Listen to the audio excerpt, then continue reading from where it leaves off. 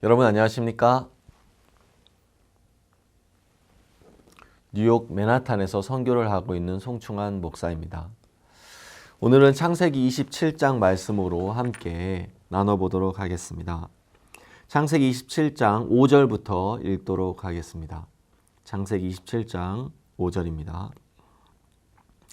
이삭이 그 아들 에서에게 말할 때 리브가가 들었더니 에서가 사냥하여 오려고 들에 나가매 리브가가 그 아들 야곱에게 일러 아뢰되 네 부친이 네 형 에서에게 말씀하시는 것을 내가 들으니 이르시기를 나를 위하여 사냥하여 가져다가 별미를 만들어 나로 먹게 하여 죽기 전에 여호와 앞에서 네게 축복하게 하라 하셨으니 그런즉 내 아들아 내 말을 조차 내가 네게 명하는 대로 염소떼에 가서 거기서 염소의 좋은 새끼를 내게로 가져오면 내가 그것으로 네 부친을 위하여 그 즐기시는 별미를 만들리니 네가 그것을 가져 네 부친께 드려서 그로 죽으시기 전에 네게 축복하게 위하여 잡수시게 하라.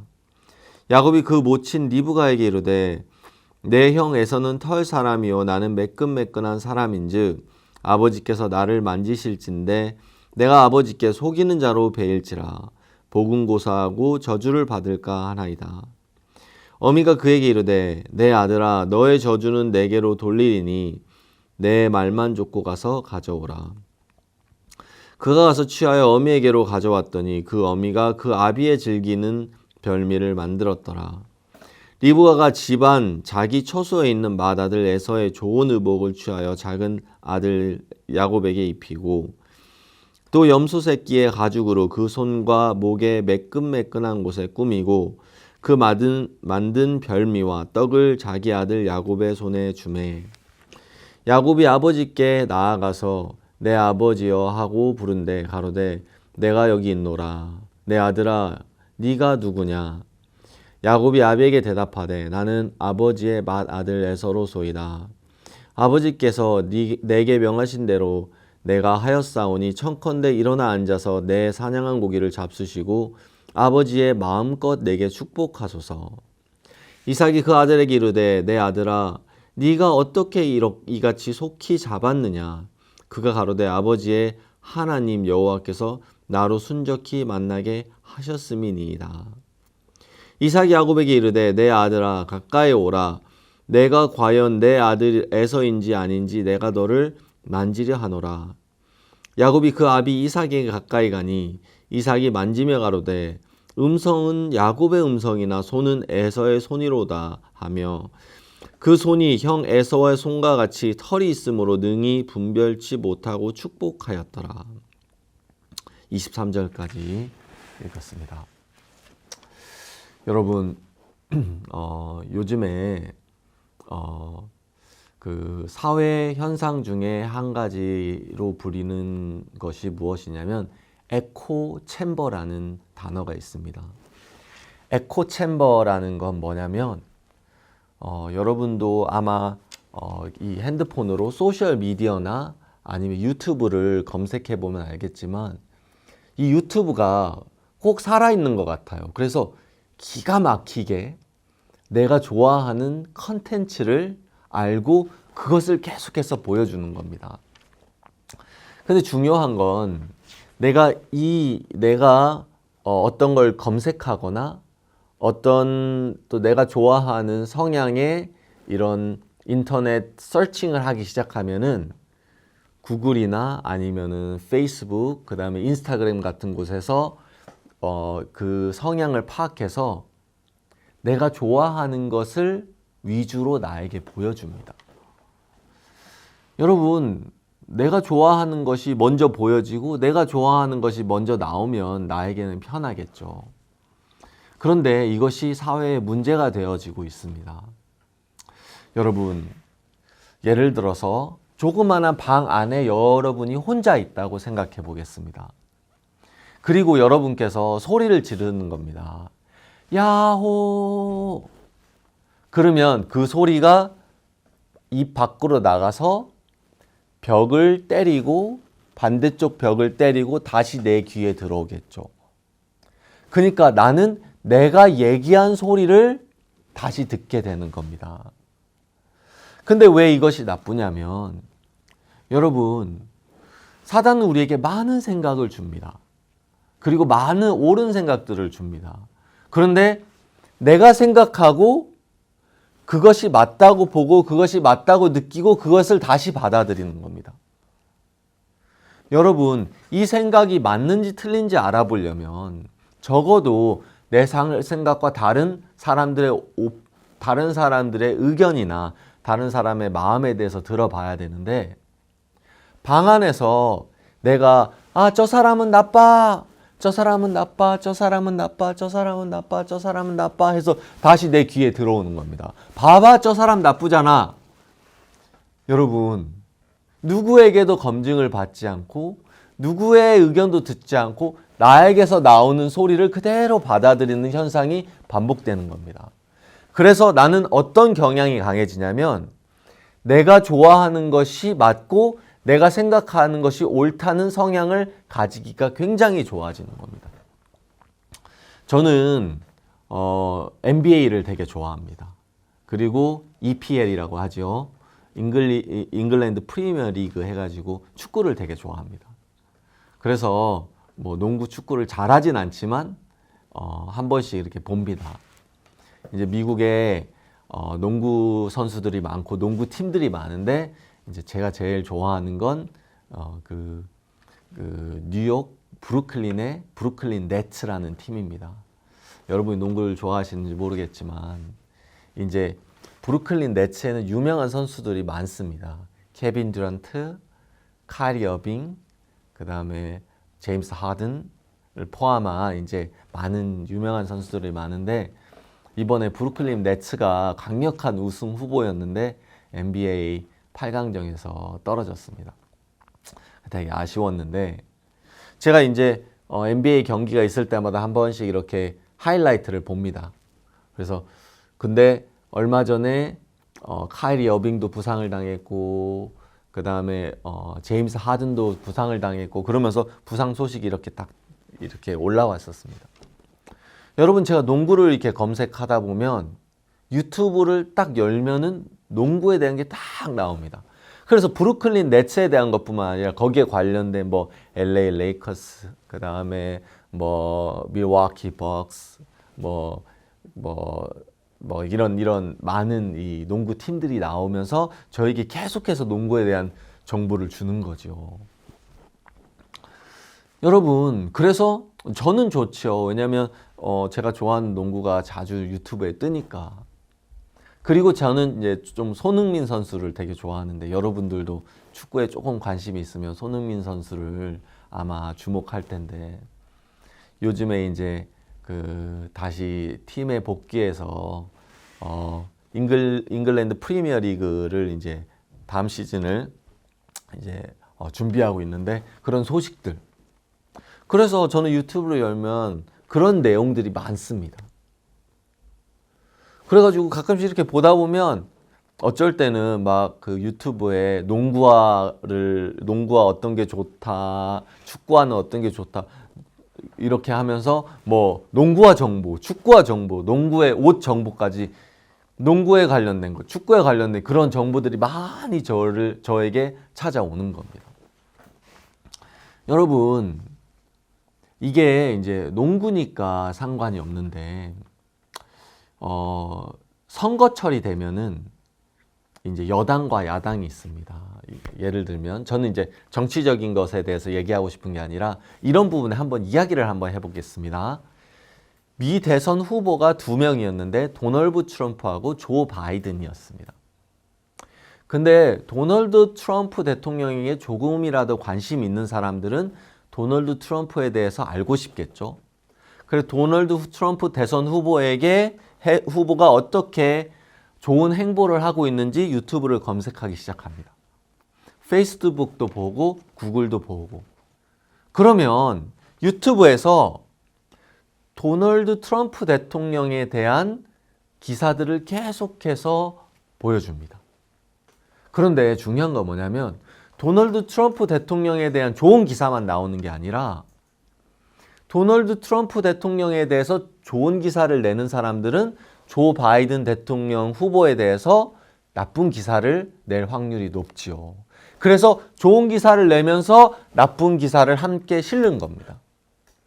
자연스럽게 도널드 트럼프와 이 조 바이든 대통령에 대한 합리적인 이런 결정을 하지 못하고 이쪽으로 쏠리도록 만드는 겁니다.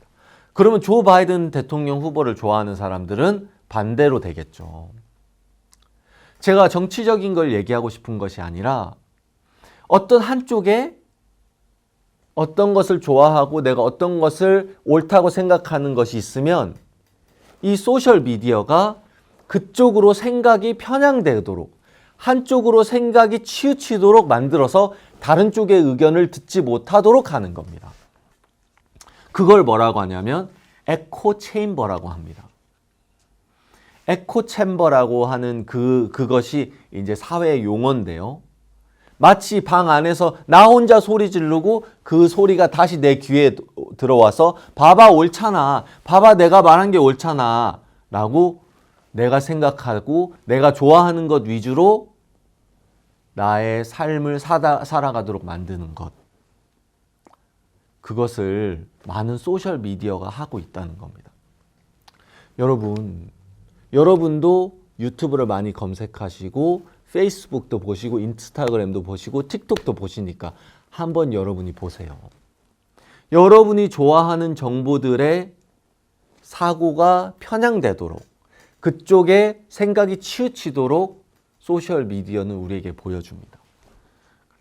그리고 그거 외의 정보는 주지 않습니다. 여러분, 요즘에 인간관계는 어떻습니까? 여러분은 얼마나 많은 친구가 있습니까?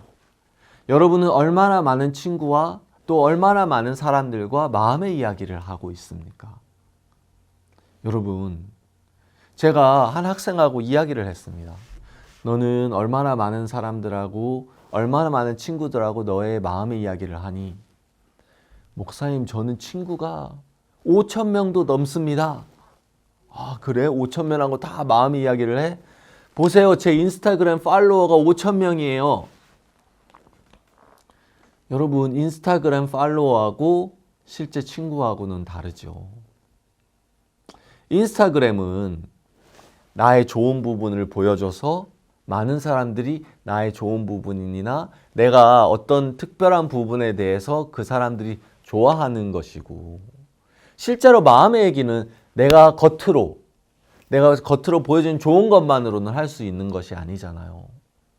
나의 어려움, 나의 문제 이런 것들을 꺼내놓고 서로 이야기할 수 있어야 되는데 소셜미디어와 이 에코 체인버 효과로 인해서 사람들 사이에 대화는 단절되고 내가 옳다는 생각에 갇혀서 다른 사람의 의견을 듣지 않고 내가 옳다는 사고로 살아가도록 요즘에 많은 소셜미디어가 우리를 그렇게 이끌어가고 있습니다. 그런데 여러분, 이 에코 챔버 효과는 사실 사단이 굉장히 잘 쓰는 효과입니다. 여러분 혹시 그라시아스 크리스마스 칸타타 보셨습니까? 아니면 극장에서 연극이나 뮤지컬을 보신 적이 있으십니까? 스테이지에 이 스테이지가 변환되거나 큰 씬이 변화가 될 때 감독이 주로 이용하는 방법 중에 이런 방법이 있습니다. 스테이지의 한쪽에 주인공이 서 있고 거기에만 스팟라이트가 딱 가는 겁니다. 이제 스팟라이트는 멀리서 이 가느다란 라이트로 그 주인공 주위만 이게 작게 비춰준 그런 라이트가 있는데 그래서 이 주인공만 비칩니다. 그러면 이 주인공은 춤도 추고 대화도 하고 그 다음에 노래도 부르면서 그 무대를 조금씩 돌아다닙니다. 여러분, 다 불이 꺼진 상태니까 모든 사람은 그 주인공만 봅니다. 그리고 그 주인공에게만 이 빛이 가 있기 때문에 우리의 눈이 거기를 따라갑니다. 중요한 건 그 빛이 비치지 않는 뒤에 부분에서는 30명, 50명의 스태프들이 움직이면서 분주하게 세트를 전환하고 사람들이 왔다가 나갔다가 들어갔다 하면서 분장을 하고 다시 메이크업을 하고 다시 옷을 갈아입고 들어오는 겁니다. 그리고 나서 주인공이 노래가 딱 끝나고 전체 불이 딱 들어오는 순간에 사람들은 놀랍니다. 와우, 조금 전만 해도 이 배경이 아니었는데 언제 바뀌었지? 이렇게. 사단이 잘하는 건 뭐냐면 우리에게 어려움과 시련과 고난에 스팟라이트를 쏩니다. 그리고 나서 얘기합니다. 봐봐, 어렵잖아. 봐봐, 너는 못하잖아. 봐봐, 너는 부족하잖아. 봐봐, 너는 그거에 합당하지 않잖아.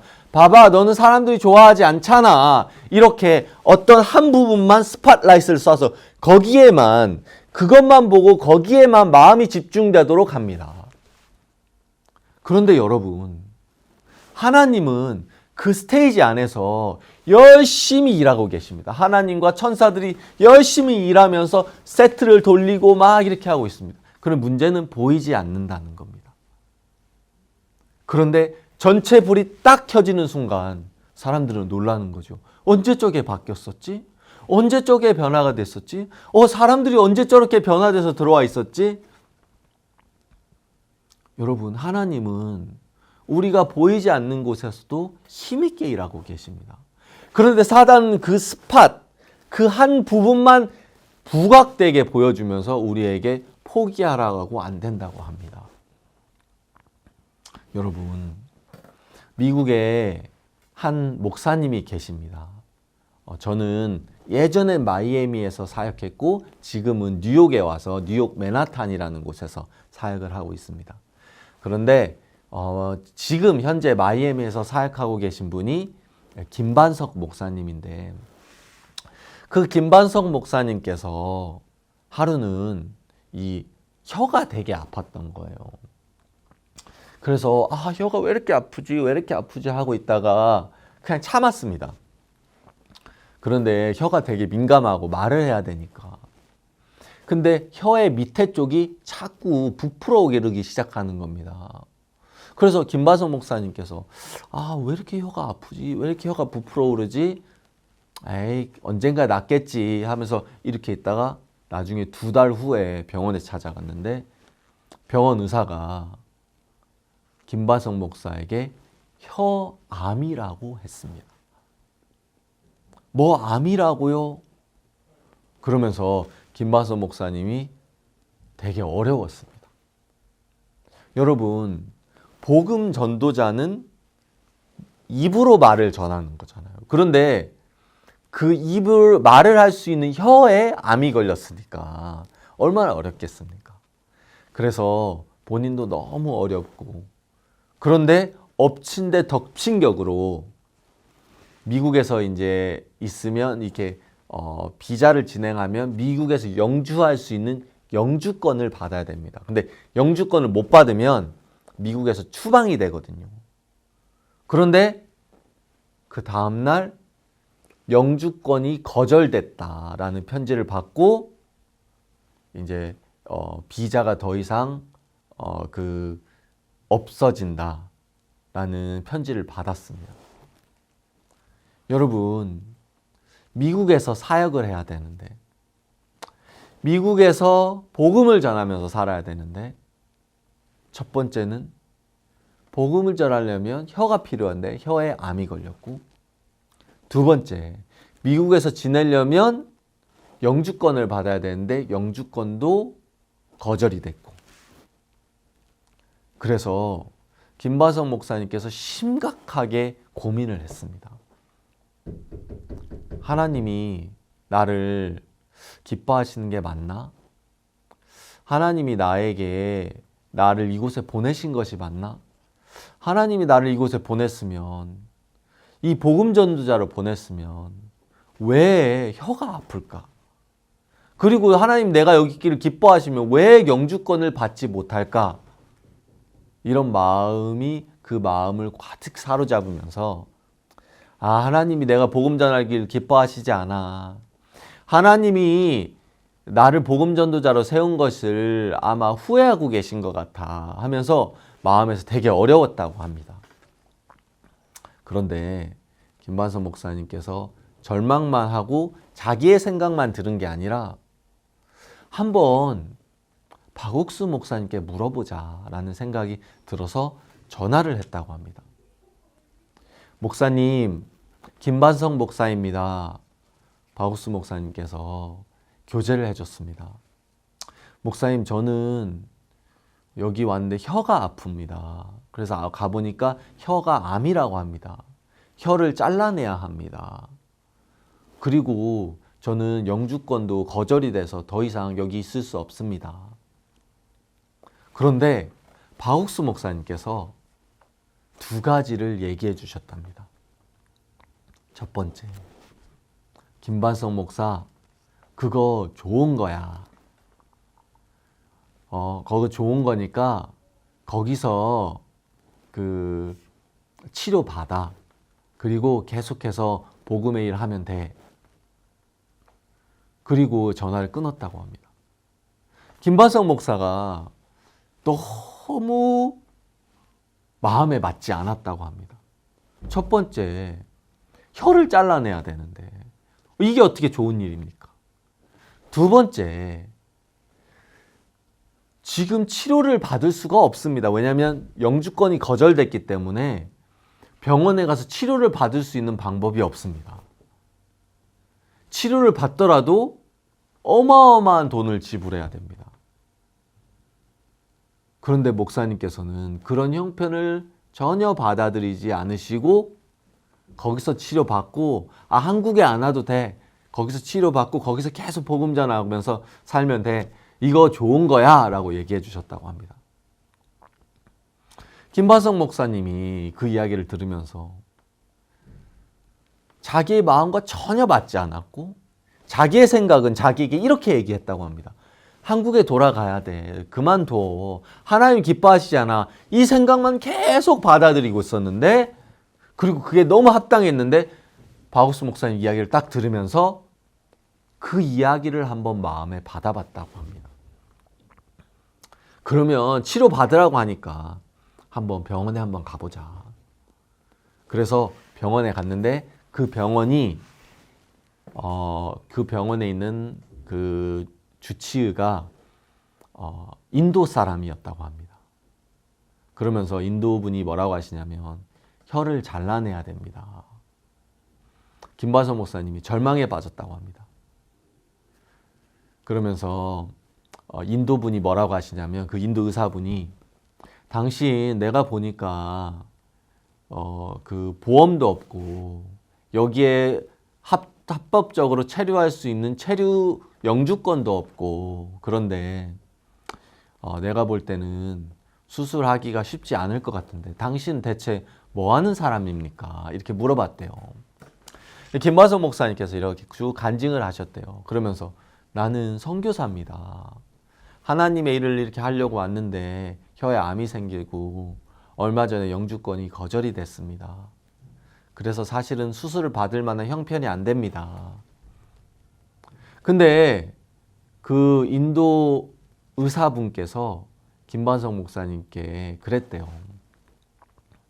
나는 하나님을 믿는 사람입니다.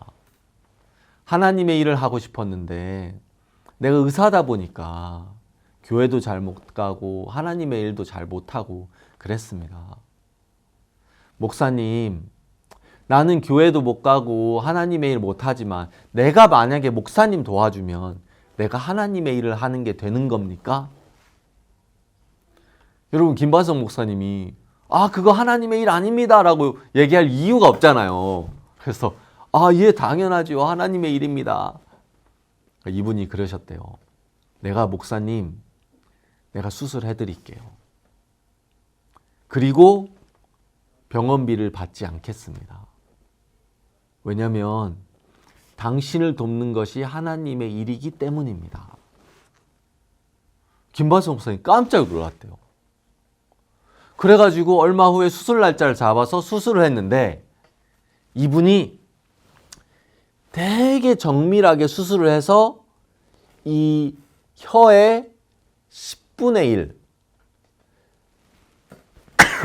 죄송합니다. 혀의 10분의 1만 혀 아래쪽을 도려내가지고 암 덩어리를 띄어냈는데 수술이 너무 잘 된 거예요. 그래가지고 발음이 안 새고 혀도 아무 손상이 없고 이렇게 되면서 혀가요. 혀의 10분의 1을 떼어내고 수술이 완벽하게 되고 병원비도 안 내고 이렇게 수술을 할 수 있게 된 거예요.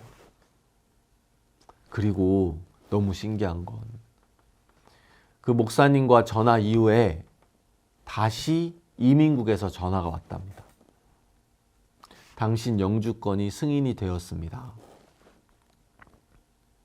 여러분, 그래서 김바석 목사님은 자기의 생각에 합당한 건 한국에 가야 돼. 하나님, 내가 미국에 선교하는 걸 기뻐하시지 않는가 봐.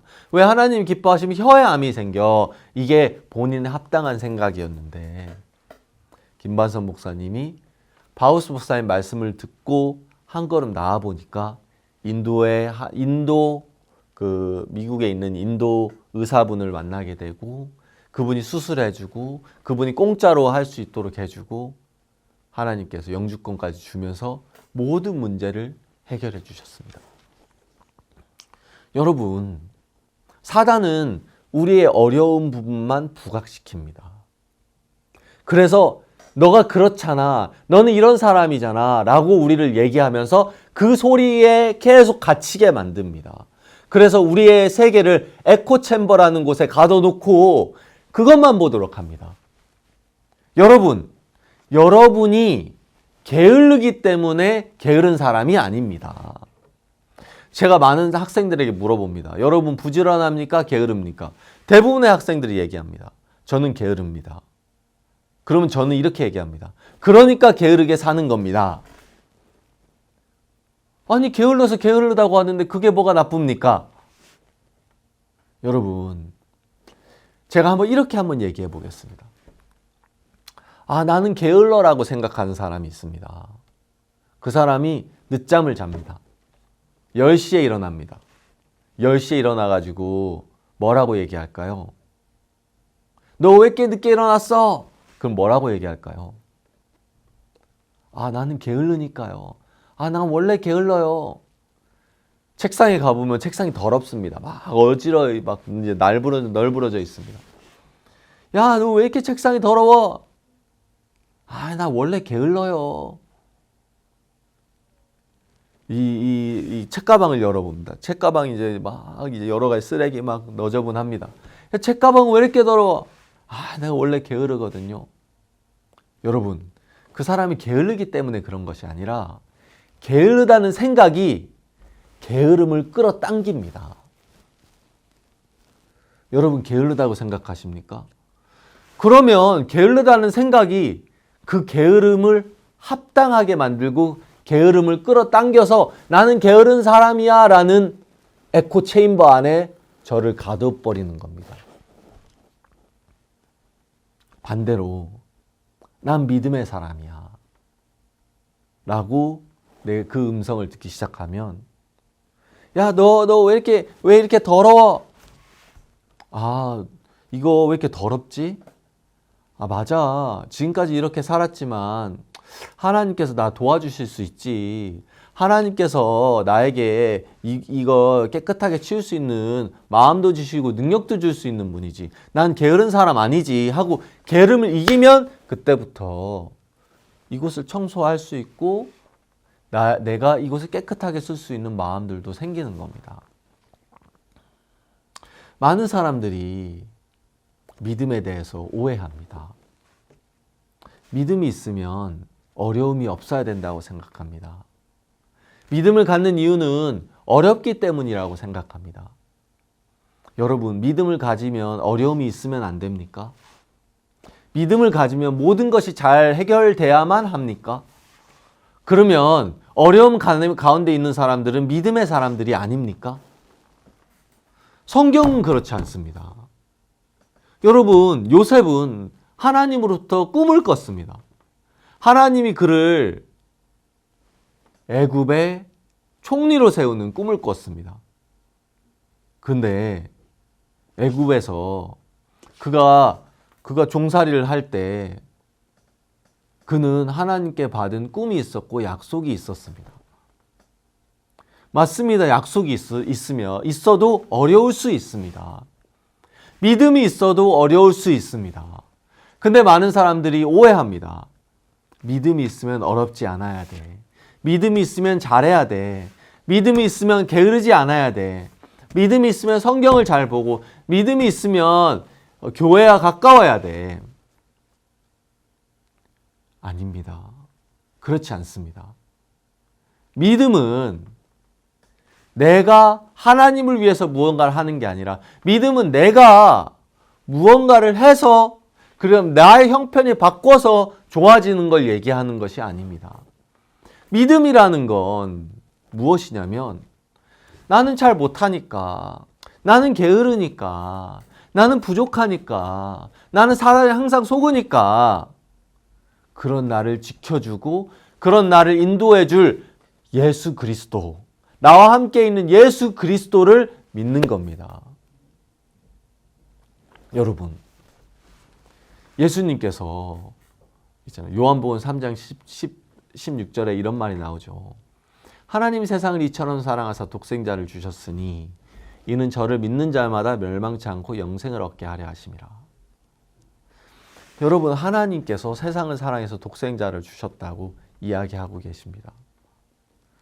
그리고 저를 믿는 자는 멸망치 않는다고 합니다. 성경은 계속 얘기합니다. 믿는 자는 멸망치 않는다. 여러분, 왜 그런 줄 아십니까? 그럼 제가 설명을 해볼게요. 예수님께서 우리 죄를 다 씻으시고 돌아가셨는데, 만약에 우리 죄를 95%만 씻고 5%는 못 씻었다. 그러면 예수님께서 돌아가시면서 이렇게 얘기했을 겁니다. 다 못 잃었다. 95%만 잃었다. 5%는 네가 좀 해봐라. 이렇게 아마 얘기했을 겁니다. 예수님이 다 못 잃었다면 우리에게 하라고 했을 겁니다. 5%만 하면 된다. 95%는 내가 했으니까 너는 5%만 하면 돼. 이렇게 얘기했을 겁니다. 근데 여러분, 불행하게도, 불행인지 다행인지 모르겠지만 다행이죠. 예수님께서 우리에게 기회를 안 주십니다. 예수님께서 우리 죄를 그냥 다 씻어버렸습니다. 그래서 예수님께서 뭐라고 하냐면, 내가 네 죄를 다 씻었으니까 너가 해야 되는 일은 없어. 대신에 내가 다 씻은 거, 그것만 믿어. 여러분, 예수님이 믿음을 강조하는 이유는 예수님이 다 하셨기 때문입니다. 하셨으니까 믿으라는 겁니다. 만약에 예수님이 못하셨다면 우리에게 행위를 강조해야 될 겁니다. 내가 다 못했다. 그러니까 5%는 네가 해라. 성경에 언제 예수님이 하라고 했습니까? 믿으라고 했지. 그러면 우리는 믿음도 뭔가를 해서 가져야 될 거라고 생각합니다. 아니요, 그게 아니라 예수님이 다 했으니까 너는 다 한 예수님만 그냥 믿어. 그분이 다 했다는 것, 그분이 우리를 위해서 할 거라는 것만 믿어. 이렇게 우리에게 잘하고 있냐 못하고 있냐, 형편이 바뀌었냐 안 바뀌었냐를 이야기하시는 게 아니라 우리를 위해서 일하실 예수님, 우리를 위해서 죄를 다 씻은 예수님을 믿으라는 겁니다.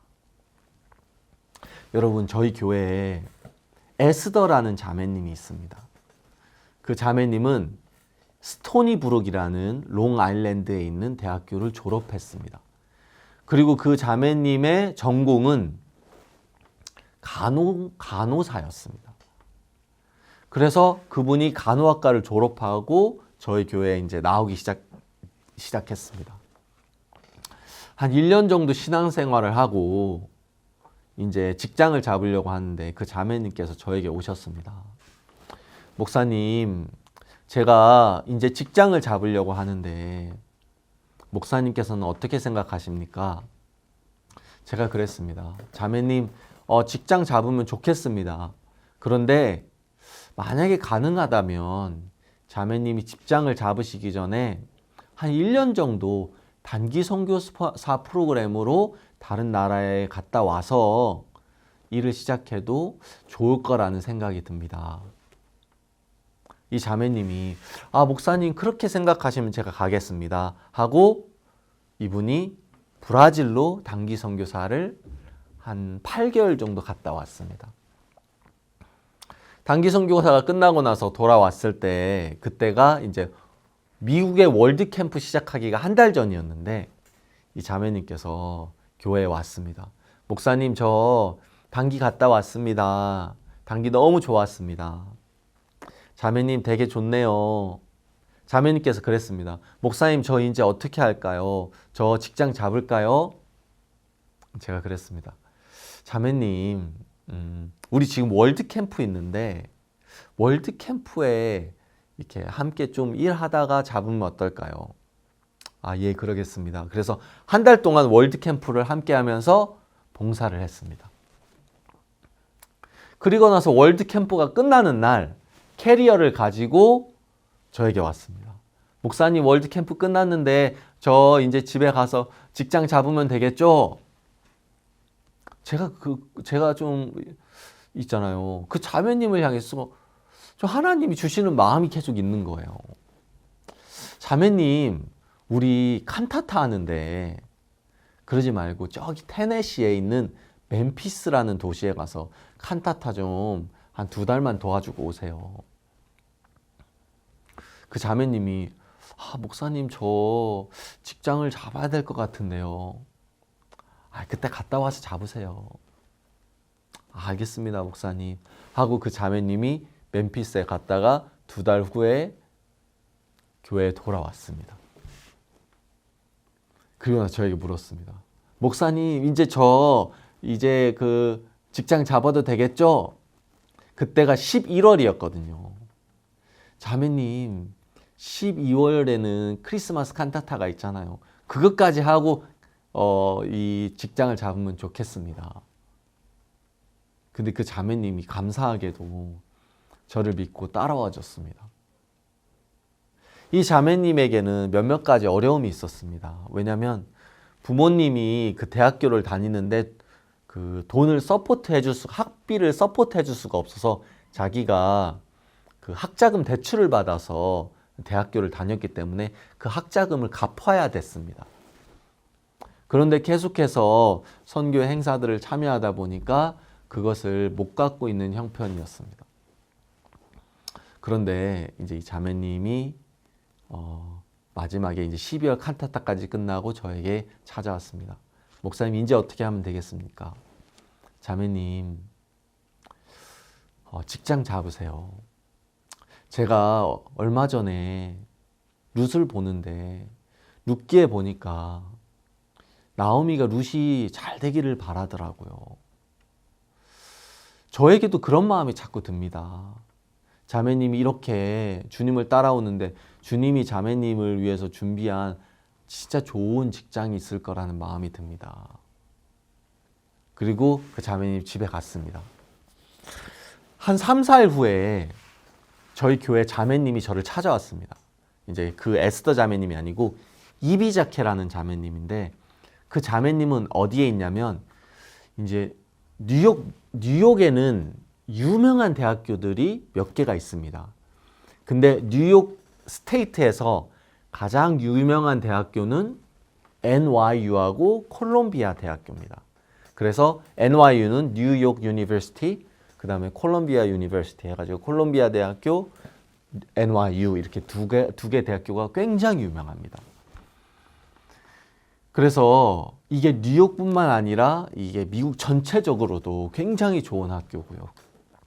그런데 이비자케라는 자매님은 그 콜롬비아 대학교에 부설돼 있는 초등학교에서 선생님으로 일을 합니다. 근데 그 초등학교는 왜 설립이 됐냐면요. 콜롬비아 대학교에서 교수로 가르치고 있는 교수님들의 자녀분들을 교육하기 위해서 따로 만들어진 학교였습니다. 그래서 콜롬비아 대학교가 교육으로 굉장히 유명하거든요. 그래서 거기가 뉴욕에서 굉장히 좋은 학교였습니다. 그리고 거기서 이제 이비자케라는 자매님이 선생님으로 일하고 있는데 이 자매님이 저에게 물으시는 거예요. 목사님, 콜롬비아 부속 초등학교에서 선생님을 모집하고 있는데 지금 우리 교회에서 조금 선생님 자격이 되는 사람 중에 선생님을 할 수 있는 사람이 있으면 여기서 하면 좋겠습니다. 우리 학교는 되게 유명하고 보수도 되게 좋고 그런데 누가 하면 좋을까요? 제가 생각을 하다가 딱 생각나는 사람이 없는데 갑자기 그 에스더 자매님이 생각이 나는 거예요. 제가 이비자케 자매님께 얘기했습니다. 자매님, 우리 에스더 자매님이 한번 해보면 어떻겠습니까? 아, 예, 좋습니다. 에스더 자매 좋습니다. 그런데 그분은 교육학 전공이 아닙니다. 그래서 그 교육 자격증이 없습니다. 그래도 괜찮습니까? 한번 인터뷰를 보면 좋겠습니다. 그래가지고 에스더 자매님이 인터뷰를 보러 갔어요. 여러분, 한 번도 가르쳐 본 적이 없고 한 번도 가르치는 그런 교육을 받아본 적이 없고 교육 자격증이 없는 사람이 가서 인터뷰를 보러 갔습니다. 많은 사람들이 인터뷰를 보러 왔습니다. 그런데 에스더 자매님이 뽑혔습니다. 제가 너무 신기해서 물었습니다. 아니, 교사 자격증이 없는데 괜찮아요?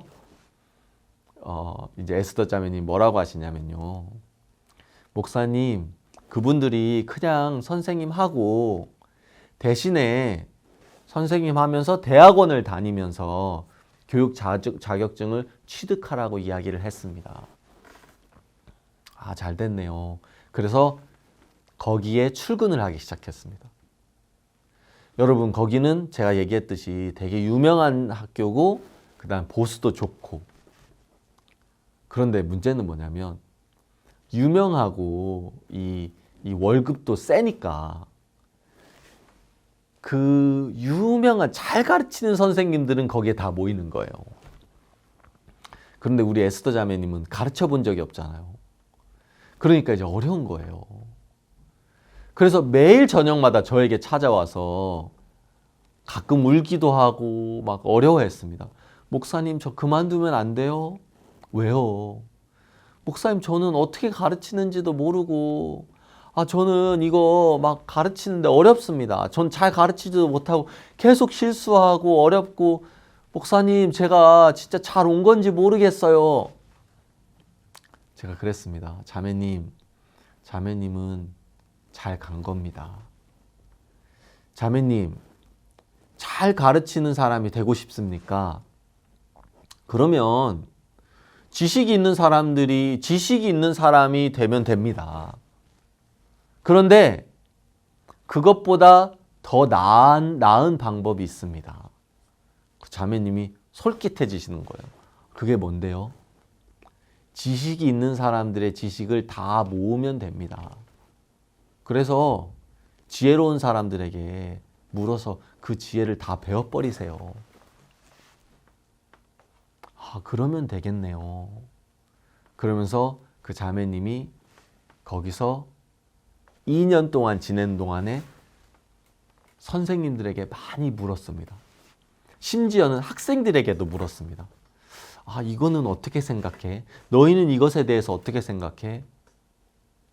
그리고 그 자매님을 많은 사람들이 좋아하게 됐습니다. 선생님들하고도 소통이 잘 되고 아이들하고도 소통이 잘 되고 왜냐하면 잘 못하니까 묻다 보니까 소통이 잘 되고 지혜로워지고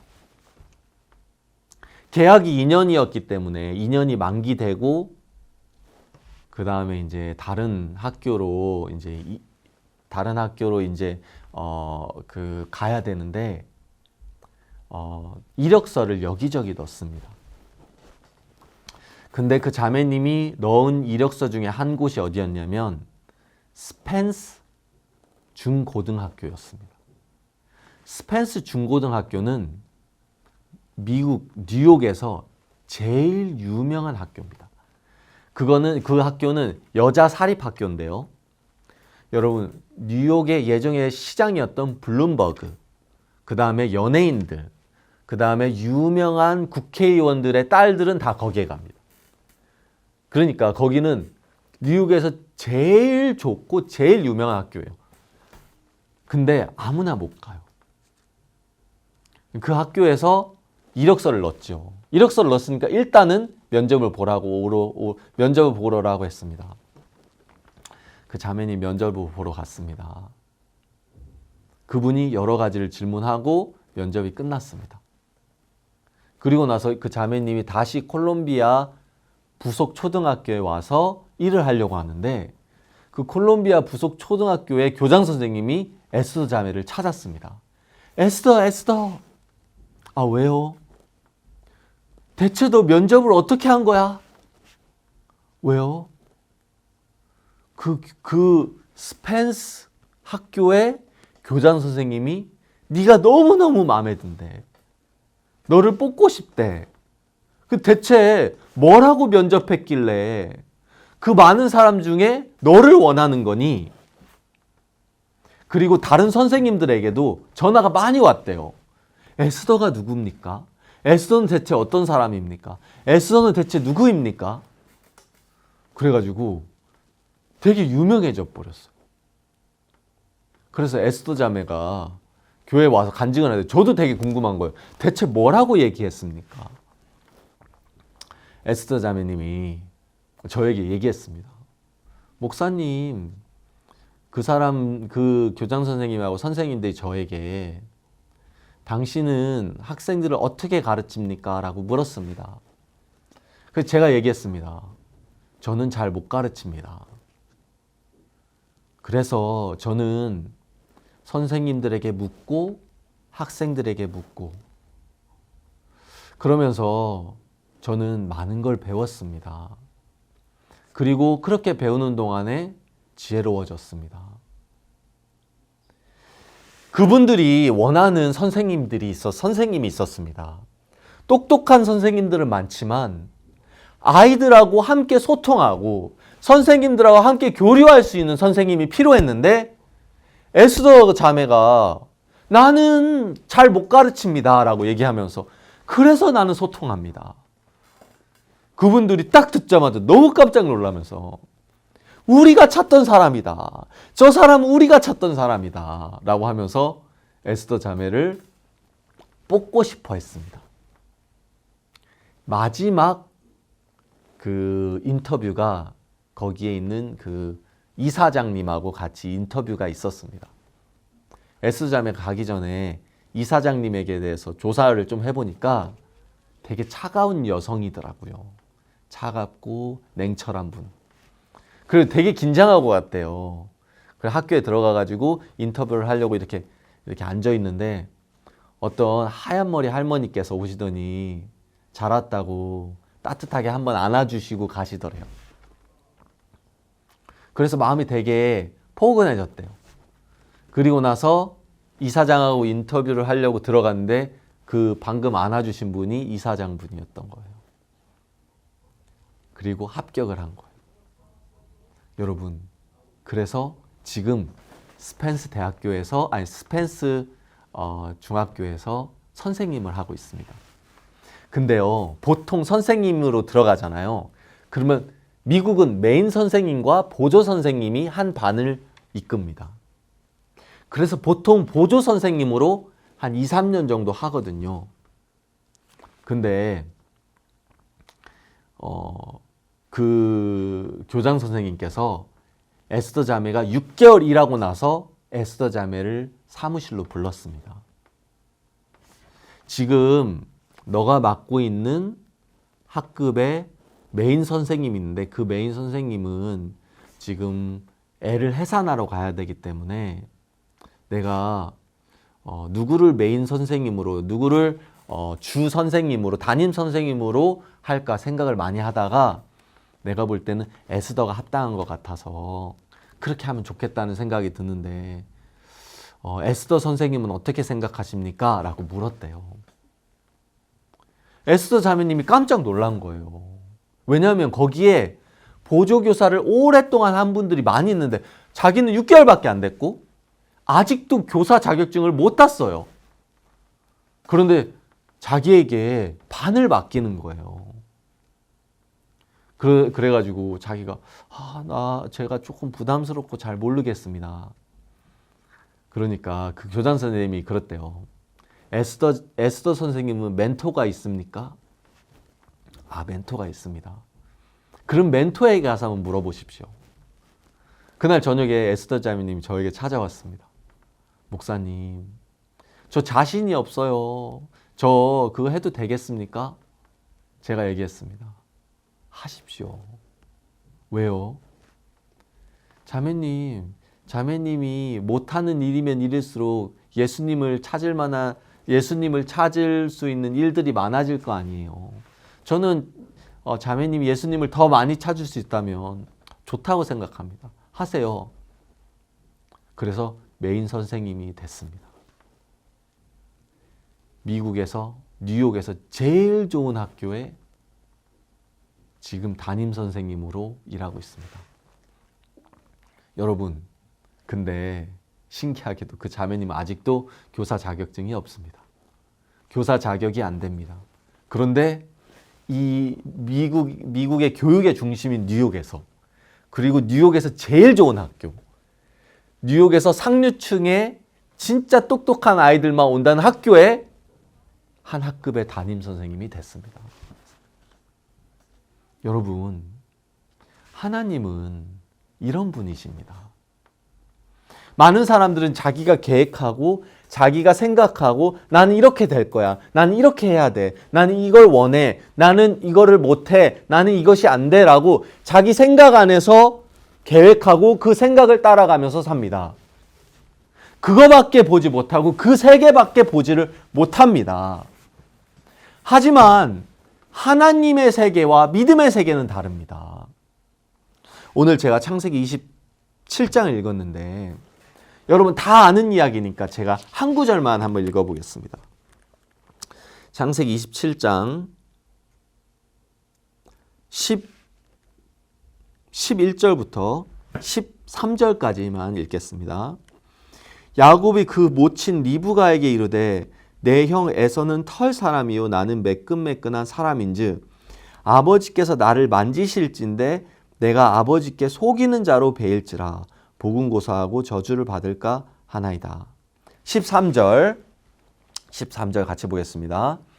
어미가 그에게 이르되 내 아들아 너의 저주는 내게로 돌리리니 내 말만 쫓고 가서 가져오라. 여러분 이 이야기 다 아는 이야기죠. 자, 야곱이 지금 그 복을 받으라고 하는데 어머니께서 야곱에게 형의 옷을 막 입혀주고 막 이 별미를 이렇게 만들어가지고 야곱에게 얘기하는 겁니다. 야곱아, 아빠한테 가서 복 받아. 야곱이 그러죠. 엄마, 내가 볼 때는 복 못 받아요. 아빠가 바보도 아니고 아빠가 내 목소리하고 에서의 목소리도 구분 못 하겠어요? 아빠가 딱 만져보면 모르겠어요? 저는 못해요, 엄마. 이런 마음이 올라왔을 겁니다. 근데 여기 엄마가 뭐라고 하냐면 야곱, 지금부터 받는 모든 저주는 내 책임이야. 지금부터 있을 모든 저주는 내가 받을게. 네가 책임질 필요가 없어. 만약에 아빠에게 가서 네가 저주를 받으면 그 저주는 내가 받을게. 나만 믿어. 어머니가 그렇게 얘기하시는 겁니다. 여러분, 우리는 예수 그리스도로 말미암아서 구원을 받았습니다. 우리의 죄가 다 씻어졌습니다. 그리고 나서 예수님이 뭐라고 얘기하시냐면 앞으로 너에게 일어난 모든 저주는 내가 받을 테니까 너는 나를 믿고 담대하게 나아가. 나는 게으른데요? 괜찮아. 해봐. 안 되면요, 안 되는 모든 것에 대한 책임은 내가 질게. 여러분, 많은 사람들이 믿음을 갖기를 꺼려하는 첫 번째 이유는 뭐냐면 내가 믿음을 가지면 잘하고 내가 책임져야 될 것 같기 때문입니다. 내가 이거 이제는 하나님이 나를 도와주신다고 얘기했는데 안 도와주고 이거 더 어려워지면 어떻게 하지? 그러면 내가 어려움 당하잖아. 이렇게 많은 사람들이 결과까지 책임지려고 하기 때문에 믿음에 대해서 되게 부정적입니다. 오늘 이 말씀처럼 하나님이 이렇게 얘기하십니다. 네 저주는 내가 받을게. 하나님 믿었는데 안 되면요. 믿었는데 안 되는 것에 대한 건 내가 책임질게. 내가 너를 위해서 할게. 그건 내 책임이야. 네 책임이 아니야. 라고 하나님께서 얘기하시는 겁니다. 여러분, 아까 얘기한 것처럼 예수님 우리 죄를 다 씻어놓고 우리에게 하시는 것이 믿어라라는 겁니다. 믿어라. 만약에 예수님이 다 못했다면 행위를 강조해야 되겠죠. 여러분 삶 가운데도 여러 가지 어려움이 있고 시련이 있고 계획이 있고 여러분이 하고 싶은 것이 있을 거라고 생각이 되어집니다. 여러분은 지금 꿈을 가지고 무언가를 이루어가려고 생각하고 있는 것이 많다는 것도 압니다. 그리고 지금 여러분이 말씀 듣고 교제하는 것보다 여러분이 더 하고 싶고 막 여러분이 뭘 하고 싶은 것들이 많은 것도 압니다. 여러분, 그런데 사단이 하는 일은 어떤 일이냐면 그것만을 보도록 해서 그것이 옳다고 얘기하고 그것이 진리라고 얘기합니다. 그래서 하나님 것을 바라보지 못하도록. 그리고 이거 해야 돼. 네가 이거 해야 이길 수 있어. 네가 이거를 해야지 좋은 마음을 가질 수 있어. 네가 이거를 해야지 잘 될 수 있어 라고 이야기를 합니다. 하나님은 우리에게 다른 음성을 들려줍니다. 김반석 목사님에게 너는 사역을 그만두고 너는 선교사로서 안 돼 라고 얘기하는 그에게 하나님의 말씀이 한마디 들어와서 그가 발을 내디디니까 하나님이 의사도 만나게 하고 공짜로 혀도 치료받게 하고 선교사로서 할 수 있도록 영주권도 주시고 하나님이 다 준비하셨던 것처럼 에스더 자매가 마치 교회를 따라오는 것이 손해 같아 보였지만 결국에는 하나님이 자격이 안 되는 그 선생님이 한 번도 선생님 교육을 받아본 적이 없고 선생님 자격증도 없는데 뉴욕에서 제일 유명하고 제일 좋은 고등학교의 담임 선생님이 된 것처럼 여러분, 하나님은 여러분을 하나님의 쪽으로 신실하게 이끌고 계십니다.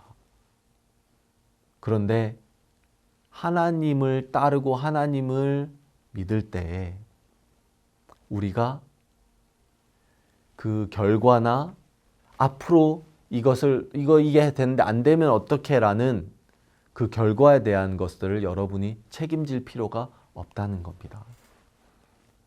여러분도 주님을 믿는다면 여러분 이것이 잘 되냐 못 되냐 내가 지금 믿었는데 어려움이 있냐 없냐 이것에 초점을 두지 마시고 나를 충분히 잘 이끌어 가실 수 있는 예수님 그리고 이 일이 잘못되더라도 이 일들에 대해서 저주를 받고 이 모든 것을 다시 복으로 바꿀 수 있는 예수님을 우리가 믿는 겁니다.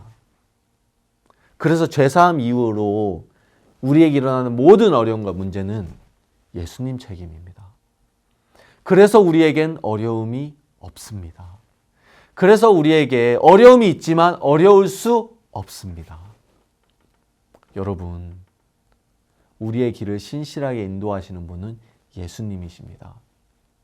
사단이 여러분에게 보여주는 그 어려움, 그 형편에 여러분의 마음을 두지 마시고 모든 것을 해놓고 여러분에게 믿어라 라고 얘기하시는 예수님을 바라보고 그 예수님을 믿으시길 바랍니다. 오늘은 여기까지 하고 마치도록 하겠습니다. 기도하겠습니다. 하나님 감사합니다. 우리가 믿음에 대해서 오해할 때가 참 많았습니다. 믿음을 가지면 모든 것이 잘 돼야 된다고 생각하고 믿음을 가지면 모든 것이 변화돼야 된다고 생각했는데 하나님, 믿음은 무언가 변하고 새로워지는 것이 아니라 우리를 지키고 또 우리를 인도하시는 주님을 믿는 겁니다.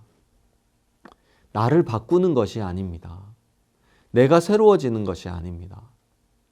우리가 참 오해해서 나를 바꾸고 나를 새롭게 해야 되고 내가 무언가를 해야 된다고 생각할 때가 많았는데 주님은 우리를 바꾸시지 않았습니다. 하지만 저주는 나에게 돌려라. 그 문제는 내가 해결하겠다. 라고 얘기하신 주님이 우리에게 계셨습니다. 모든 문제를 해결하시고 우리는 부족하지만 모든 것들을 넉넉히 이기게 하실 수 있는 주님을 바라봅니다. 여기 있는 학생들 모두에게 주님의 그 크신 은혜가 임해서 주님을 믿는 믿음의 사람으로 주님께서 이끌어 주실 줄 믿습니다. 감사합니다. 살아계신 예수님의 이름으로 기도드렸습니다. 아멘. 감사합니다.